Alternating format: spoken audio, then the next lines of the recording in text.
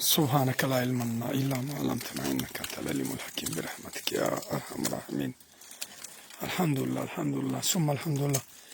ببینین وطندارای عزیز، وطندارای گلم، ببینین چقدر خوب معلوم میشه که جوانا در ایجاد کار و در روزگار مصروف هستند و خداوند این باغدار این دنیا و او دنیایش جور کنه، به خاطر از اینکه کار ایجاد کرده و خیلی از این جوانای ما مصروف روزگار هستند. کشور ما برادر خالی است و یگانه سکتوری که کشور به خیر سرپای کنه او زراعت و مالداری پایدار است. دست به کار شوند، دست به کار شوین بخیر، دست به کار شوین که ملک بخیر جور کنیم. ببینین این باغا را، این باغایی است که همه میوه های ازی میره به کشورهای هند و بلاروس و روسیه و هندوستان و بنگلادش و کشمش ازی الحمدلله ما و شما قرارداد داریم با کشورهای عراق و مراکش و افریقا و عراق، ترکیه. اونا بازی بسته‌بندی میکنن، بر اروپا هم میدن. اگر میخواین که شما هم در بازسازی وطن سهم داشته باشین، لطفاً با ما وصل شوین و سفارش بدین تا ما بهترین درخت برتان آماده کنیم و باغای بهتر و خوبی برتان دست بکنیم و برای یکی در جوانه ما کار ایجاد شود. ما و شما الحمدلله بهترین ابزار کار داریم، بهترین نیروی کاری داریم و برد و مامامی است که نیروی کاری است در اینجا. در دنیا کشورهای اروپایی و امریکا را که مطالعه کنین همه ساله اونا نیازمندی دارند در قسمت نبود کاریگر، اما الحمدلله در کشور ما و شما نیروی کاری خیلی فراوان داریم.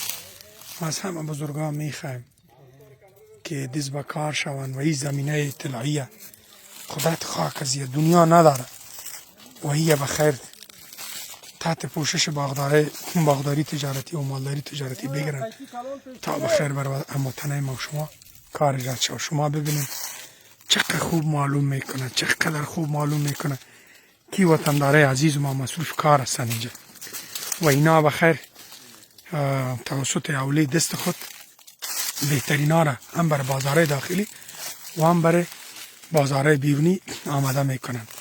میفهمی غرور یک کشور خاکش است، غرور یک کشور قوتش است، غرور یک کشور زحمت و تکلیفش است. ما بالای همچون جوانایی که در بازسازی کشور شب و روز تلاش دارم افتخار میکنم. از خداوند میخوایم اینا را عمر دراز نصیب کنه، سلامتی برشان بده، سر وجودشان افتخار میکنیم. دوست دارم تانه، همه تانه دوست دارم. خداوند اجر نصیبتان کنه و میفهمی شما سکی وطن است و میوه هایی که به دسته شما درختایش آماده میشه این میوه ها میره در کشورهای بیرون. یعنی ما شما شاهد هستیم وقتی که میوه ها در بازار روسیه میره، بنگلادش میره، مردم برزی ایران میمانه کی از کدام سرزمین آمده؟ این از سرزمین ما و شما میره.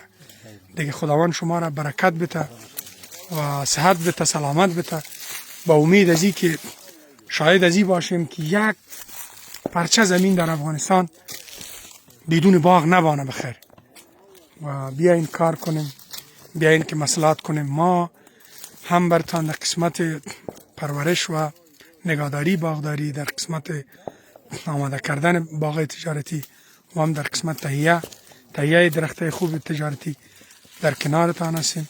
بیاین با ما وصل شوین تا ما و شما یک افغانستان پایدار داشته باشیم، تا ما و شما یک امن پایدار داشته باشیم، تا ما و شما یک اقتصاد پایدار داشته باشیم، تا باشه که نسل آینده ما سر وجود ما، سر دسته آینی ما و شما افتخار بکنه. ما بالای وجود همچو برادرها افتخار میکنیم. نسل بعدی ما انشالله شاهد خواه بودیم که سر نام و اولی دست و زحمات تکالیف دسته از اینا در آینده ها افتخار داشته خواهد بودن. قربان همه شما. بیاین که افغانستان رو بسازیم.